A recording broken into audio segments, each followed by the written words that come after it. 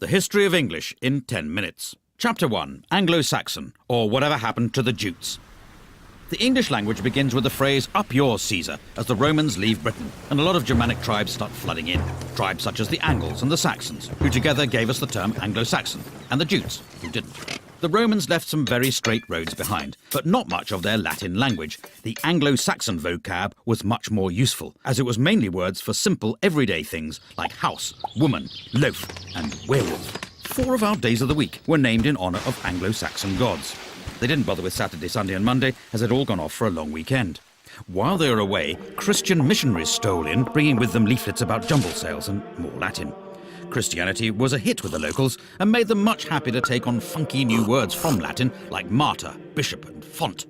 Along came the Vikings, with their action man words like drag, ransack, thrust and die. They may have raped and pillaged, but they were also into give and take, 2 of around 2,000 words they gave English, as well as the phrase, "Watch out for that man with the enormous axe." Chapter 2. The Norman Conquest, or Excuse My English.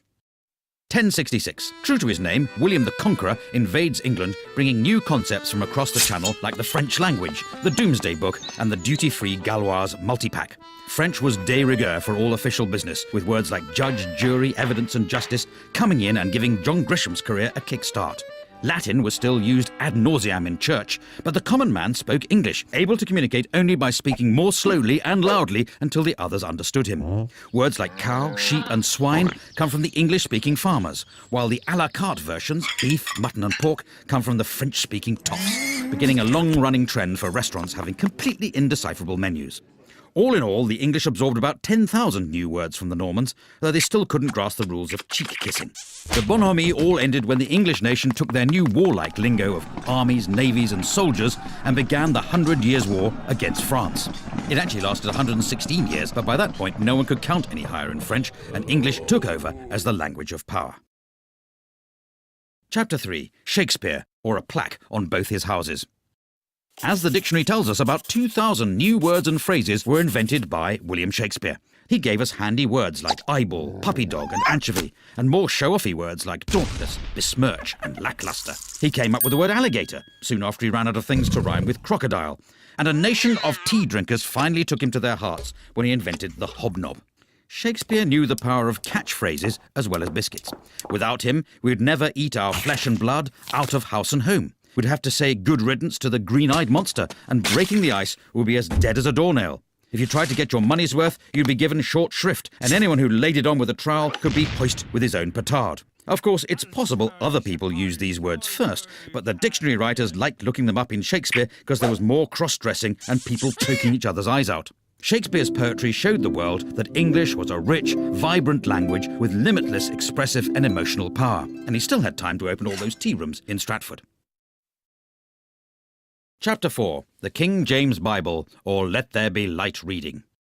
In 1611, the powers that be turned the world upside down with a labour of love, a new translation of the Bible. A team of scribes with the wisdom of Solomon went the extra mile to make King James' translation all things to all men, whether from their heart's desire to fight the good fight or just for the filthy lucre. This sexy new Bible went from strength to strength, getting to the root of the matter in a language even the salt of the earth could understand. The writing wasn't on the wall, it was in handy little books, with fire and brimstone preachers reading it in every church. Its words and phrases took root to the ends of the earth, or at least the ends of Britain. The King James Bible is the book that taught us that a leopard can't change its spots, that a bird in the hand is worth 2 in the bush, that a wolf in sheep's clothing is harder to spot than you would imagine, and how annoying it is to have a fly in your ointment. In fact, just as Jonathan begat Meribal, and Meribal begat Micah, the King James Bible begat a whole glossary of metaphor and morality that still shapes the way English is spoken today. Amen.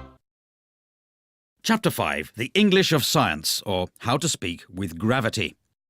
Before the 17th century, scientists weren't really recognised, possibly because lab coats had yet to catch on. But suddenly Britain was full of physicists. There was Robert Hooke, Robert Boyle, and even some people not called Robert, like Isaac Newton. The Royal Society was formed out of the Invisible College, after they put it down somewhere and couldn't find it again. At first they worked in Latin. After sitting through Newton's story about the pomum falling to the terror from the arbor for the umpteenth time, the bright sparks realised they all spoke English and they could transform our understanding of the universe much quicker by talking in their own language. But science was discovering things faster than they could name them. Words like acid, gravity, electricity and pendulum had to be invented just to stop their meetings turning into an endless game of charades. Like teenage boys, the scientists suddenly became aware of the human body, coining new words like cardiac and tonsil, ovary and sternum. And the invention of penis and vagina made sex education classes a bit easier to follow, though clitoris was still a source of confusion. Chapter 6. English and Empire, or The Sun Never Sets on the English Language. With English making its name as the language of science, the Bible and Shakespeare, Britain decided to take it on tour, asking only for land, wealth, natural resources, total obedience to the crown and a few local words in return. They went to the Caribbean looking for gold and a chance to really unwind, discovering the barbecue, the canoe and a pretty good recipe for rum punch. They also brought back the word cannibal to make their trip sound more exciting. In India, there was something for everyone. Yoga to help you stay in shape while pretending to be spiritual. If that didn't work, there was the cummerbund to hide the paunch. And if you couldn't even make it up the stairs without turning crimson, they had the bungalow. Meanwhile, in Africa, they picked up words like voodoo and zombie, kicking off the teen horror film. From Australia, English took the words nugget, boomerang and walkabout, and in fact the whole concept of chain pubs. All in all, between toppling Napoleon and the First World War, the British Empire gobbled up around 10 million square miles, 400 million people and nearly 100,000 gin and tonics, leaving new varieties of English to develop all over the globe. Chapter 7. The Age of the Dictionary, or the Definition of a Hopeless Task.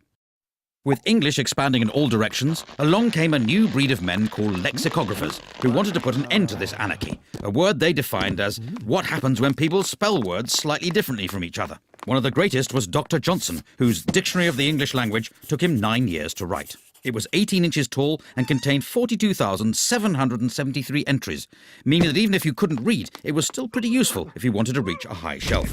For the first time, when people were calling you a pickle herring, a jobbernowl, or a fopdoodle, you could understand exactly what they meant, and you'd have the consolation of knowing they were all using the standard spelling. Try as he might to stop them, words kept being invented, and in 1857 a new book was started that would become the Oxford English Dictionary. It took another 70 years to be finished after the first editor resigned to be an archbishop. The second died of TB, and the third was so boring that half his volunteers quit, and one of them ended up in an asylum. It eventually appeared in 1928, and it's continued to be revised ever since, proving the whole idea you can stop people making up words is complete snuff bumble. Chapter 8. American English, or not English, but somewhere in the ballpark. From the moment Brits first landed in America, they needed names for all the new plants and animals, so they borrowed words like raccoon, squash and moose from the Native Americans, as well as most of their territory. Waves of immigrants fed America's hunger for words. The Dutch came sharing coleslaw and cookies, probably as a result of their relaxed attitude to drugs. Later, the Germans arrived selling pretzels from delicatessens, and the Italians arrived with their pizza, their pasta and their mafia, just like Mama used to make. America spread a new language of capitalism, getting everyone worried about the break-even and the bottom line, whether they were blue chip or white collar. The commuter needed a whole new system of freeways, subways and parking lots, and quickly, before words like merger and downsizing could be invented. American English drifted back across the pond as Brits got the hang of their cool movies and their groovy jazz. There were even some old forgotten English words that lived on in America, so they carried on using fall, faucets, diapers and candy, while the Brits moved on to autumn, taps, nappies and NHS dental care. Chapter 9. Internet English, or Language Reverts to Type. In 1972, the first email was sent. Soon the internet arrived, a free global space to share information, ideas and amusing pictures of cats. Before the internet, English changed through people speaking it, but the net brought typing back into fashion and hundreds of cases of repetitive strain injury. Nobody had ever had to download anything before, let alone use a toolbar, and the only time someone set up a firewall, it ended with a massive insurance claim and a huge pile of charred wallpaper. Conversations were getting shorter than the average attention span. Why bother writing a sentence when an abbreviation would do and leave you more time to blog, poke and reboot when your hard drive crashed? In my humble opinion, became IMHO. By the way, became BTW, and if we're honest that life-threatening accident was pretty hilarious, simply became fail. Some changes even passed into spoken English. For your information, people frequently ask questions like, how can LOL mean laugh out loud and lots of love? But if you're going to complain about that, then UG2BK. Chapter 10. Global English, or whose language is it anyway? In the 1500 years since the Romans left Britain, English has shown a unique ability to absorb, evolve, invade, and if we're honest, steal. After foreign settlers got it started, it grew into a fully fledged language all of its own, before leaving home and travelling the world, first via the high seas, then via the high-speed broadband connection, pilfering words from over 350 languages and establishing itself as a global institution. All this despite a written alphabet that bears no correlation to how it sounds and a system of spelling that even Dan Brown couldn't decipher. Right now, around 1.5 billion people speak English. Of these, about a quarter are native speakers, a quarter speak it as their second language, and half are able to ask for directions to a swimming pool. There's Hinglish, which is Hindi English, Chinglish, which is Chinese English, and Singlish, which is Singaporean English, and not that bit where they speak in musicals. So in conclusion, the language has got so little to do with England these days, it may well be time to stop calling it English. But if someone does think up a new name for it, it should probably be in Chinese.